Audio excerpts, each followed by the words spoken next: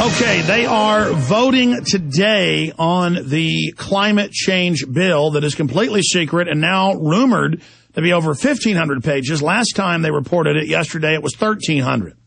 But they admittedly are adding hundreds of pages as we speak. No one is allowed to see it. The 200-page version we saw, it is estimated, they even admit, a $2,500 a year increase in taxes. The Wall Street Journal, the New York Times, all admit it is the largest tax increase in history. But it's not just that. It's a total takeover of every facet of society, with bureaucracy and something akin to zoning, home inspections, inspections of your trash. It's all being announced. That's in the 200 pages that we saw last week and on Monday. It is now over 1,300. It is now over 1,300 pages. And get this, no one is allowed to read it. In fact, I meant to print last night, guys, a CBS News headline, "Will Congress read the climate bill?" Print that for me, because I want to later on TV, when we go live next hour, hold that up, because we have a lot of new viewers that are watching, and I want them to see CBS, because they won't believe me. But when they see their God, CBS, the same one that tells them about Michael Jackson's latest nose surgery, they will then understand it's not even being read. Special interests are writing the entire thing. And big corporations, big energy, they're all behind it. The controlled left always says the big oil doesn't believe in global warming. They're trying to shut it down. Oh, now even mainstream news has to admit that the big oil companies and energy companies wrote this. This is a tax. Who do you think owns those energy companies? The big banks. This will be a tax directly to offshore banks and to Al Gore. Now, that little creature was going to get up on the Hill and give a speech yesterday, but he's so unpopular that they have made the decision to not have him up there and to try to not cover the bill. See, when they thought they had the momentum, they were hyping that the earth was going to die and the ice caps were melting and polar bears were about to go extinct and were drowning. Actual mainstream news is teaching everybody that polar bears can't swim, and now all those lies are coming out. Now it's coming out when they show a polar bear on an ice floe going, look, he can't find his family. He's going to die. When the ice melts, he'll die. He can't swim.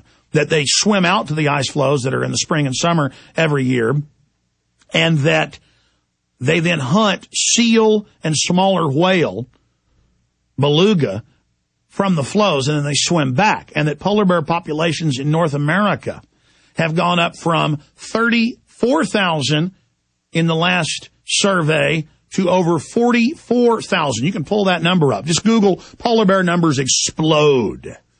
Because the warming trend, and they've also done the archaeological analysis with the zoologists and found that during warming trends, their numbers go up. When it gets cold, their numbers go down.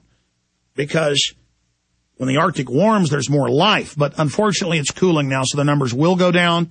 And they'll no doubt tell you that global warming did that in 10 years when you find out there's less of them. So their numbers go up and down, up and down, up and down. A lot of polar bears don't make it through the winter. In fact, a lot of polar bears don't get hardly any food during the winter, if any. That's why they blubber up eating whales and seal in the spring and summer, sometimes increasing their body weight by 40%. They get real fat in the summer, and then they go and are basically in semi-hibernation out there just laying there in the frozen waste during the winter. I'm already digressing.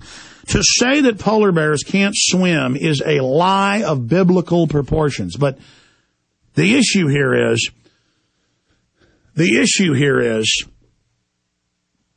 they're making their move today. And later in the hour, I'm going to give you the toll-free number. Why? Al Gore admittedly is at his home manning the phones. They have every big think tank, every big tax-free foundation. They have every large paid-off Acorn-type government group. They have the NFL promoting it. They have all the companies owned by Rupert Murdoch. He admittedly has given teleconferences saying he is trying to push in TV and movies that global warming is real. We need a global tax. Rex Tillerson, ExxonMobil saying it's real. We've got to have a global tax. This is their final push to micromanage and regulate every facet of your life selectively. This is the neo-serfdom and feudalism, where they can come in and shut down whoever they want, and only those that are given the letter of marque by the global imperium are able to operate and live. Now, this is the managed economy. This is the new global Soviet Union, basically run by private banks. This is total control. I'm going to break it all down today, and then just in off-the-charts news, dealing with Bernanke before Congress saying Congress has no authority to regulate the issuance of currency and credit, though Article 1, Section 8 expressly states that in the U.S. Constitution.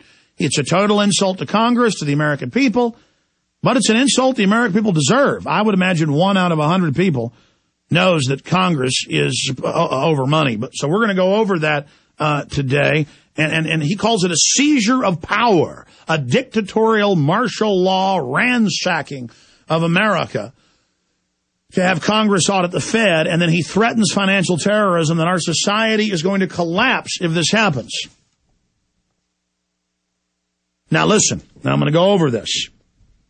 The Michael Jackson thing of him reportedly dying from a opiate, a painkiller injection. This is the biggest diversion, the biggest distraction I have seen in a while. On top of Farrah Fawcett and the governor and his lover. I mean, that was clearly staged. I mean, there's no doubt they knew where he was. TSA knew where he was. Feds knew where he was. The feds were like for days, we don't know where he is, as if they didn't know his passport and he left the country, which is now on record. And then suddenly the newspaper has all his lovey-dove emails, just like the FBI had been following and watching Elliot Spitzer for years. And in the minute he said he was going to go after the banks for the takeover, they bring out his hooker liaisons. They got dirt on basically everybody. And if you are as pure as a driven snow, they'll manufacture it.